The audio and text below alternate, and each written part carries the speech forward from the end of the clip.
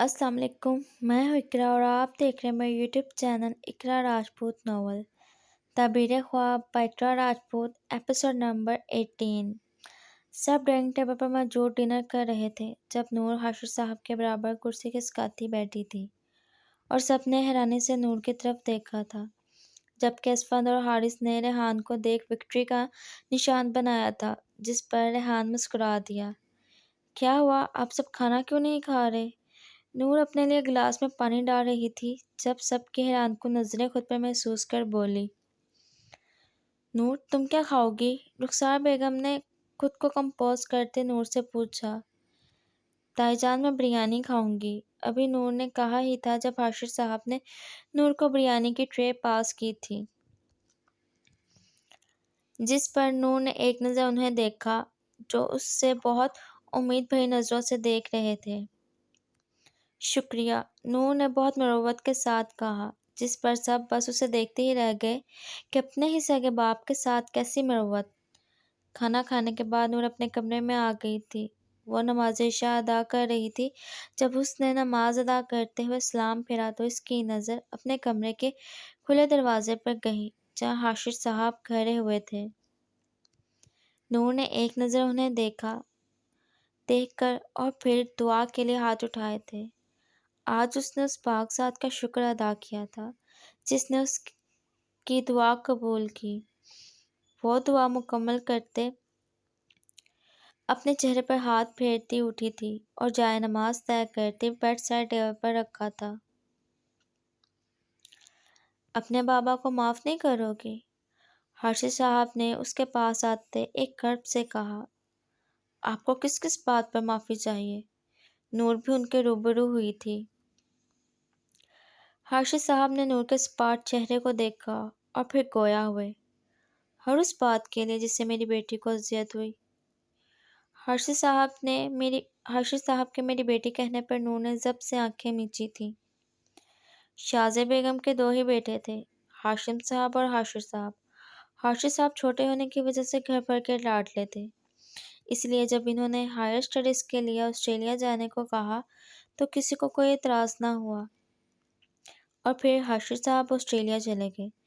جب ان کی studies complete ہوئی تو انہوں نے پاکستان واپس آنے کے بجائے آسٹریلیا میں ہی اپنا بزنس اسٹیبلش کرنے کا سوچا، اور پھر بزنس کی وجہ سے ہی حاشر صاحب نے اپنے بزنس پارٹنر کی بیٹی بریرہ یوسف سے شادی کرنا پڑی، جس وجہ سے انہیں دو فائدے ہوئے، ایک ان کا بزنس سیٹ ہو گیا اور دوسرا انہیں آسٹریلیا کی نیشنلٹی بھی مل گئی۔ انہی دنوں حاشر صاحب کو حارث کی پیدائش پر پاکستان بلوایا گیا، جس پر انہیں پاکستان جانا پڑا۔ جب شازیہ بیگم کو ان کے نکاح کا علم ہوا تو بہت خفا ہوئی تھی، لیکن حاشر صاحب نے یہ کہہ کر پرسکون کر دیا کہ شادی صرف بزنس کے لیے ہی کی ہے، لیکن شازیہ بیگم کو پھر بھی بہت سے خدشات لاحق تھے، جس وجہ سے انہوں نے زبردستی حاشر صاحب کا نکاح رخسار بیگم کی چھوٹی بہن رخسانہ سے کروا دیا۔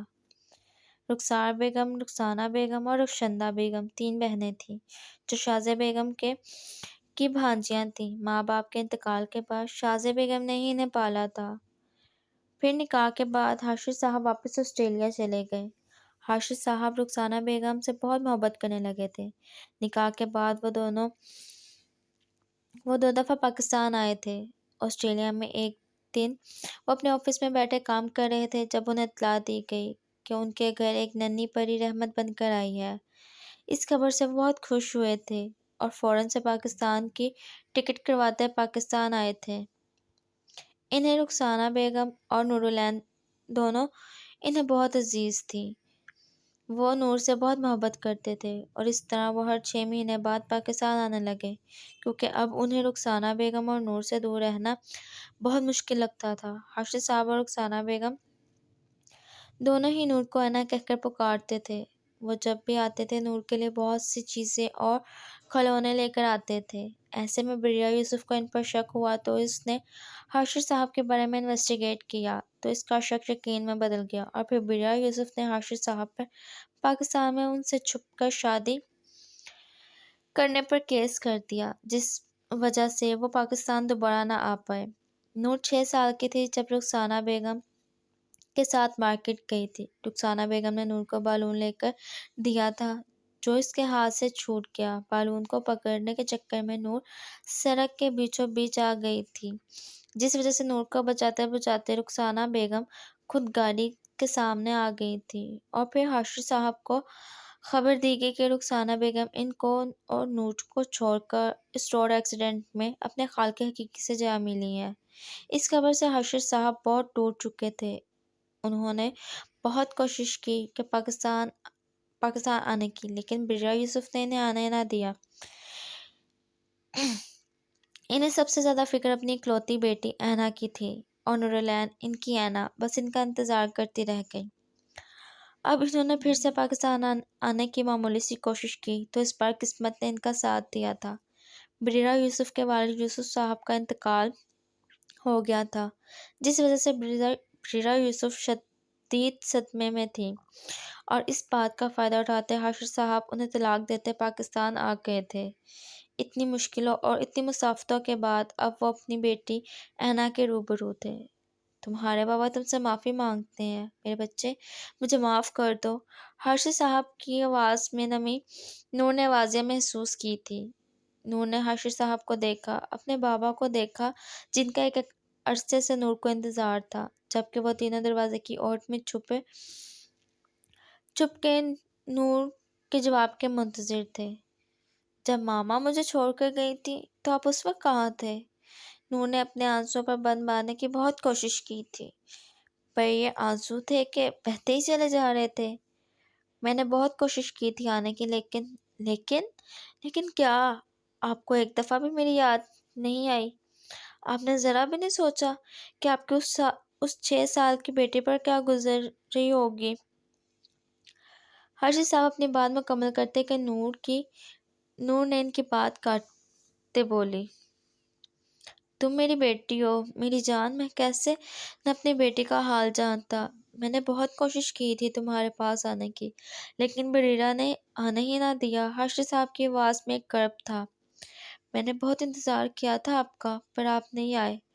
نور کی آنکھوں میں آنسو مسلسل بہتے جا رہے تھے، اور وہ زمین پر بیٹھتی چلے گئی، ایسے جیسے ایک مسافر اپنے طویل مسافت کے بعد تھک چکا ہو۔ حاشر صاحب نے زمین پر نور کے ساتھ بیٹھتے اسے اپنے سینے سے لگایا تھا۔ اینا میرے بچے، مجھے معاف کر دو، پلیز اپنے بابا کو ایک موقع دے دو۔ اب کے حاشر صاحب کے لہجے میں التجا تھی۔ بابا، میں تو آپ کی اینا تھی نا، آپ کی اور ماما کی۔ نور نے نم لہجے میں کہا، تم ابھی بھی میری اینا میری جان۔ بابا، اب آپ اپنی اینا کو چھوڑ کر تو نہیں جائیں گے نا؟ نور نے کسی بچے کی طرح پوچھا، جیسے اسے ڈر ہو کہ وہ اسے چھوڑ جائیں گے۔ نہیں، میں اپنی اینا کو کبھی نہیں چھوڑ کے جاؤں گا۔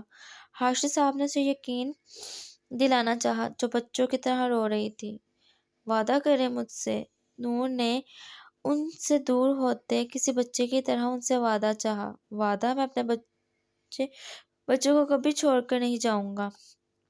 حاشر صاحب نے اس کے ماتھے پر بوسہ دیتے پیار سے کہتے اسے اپنے سینے سے لگایا تھا۔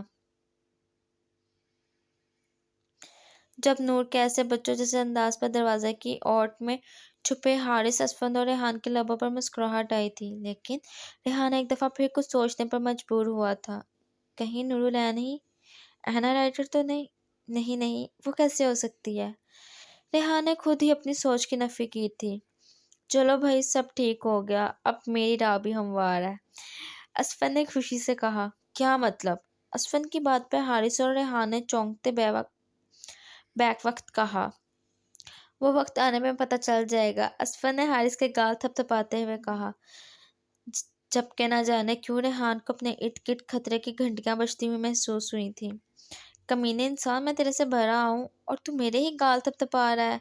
اسفند کے ایسے گال تھپتھپانے پر حارث نے اپنے بھرے ہونے کا رعب دکھانا چاہا۔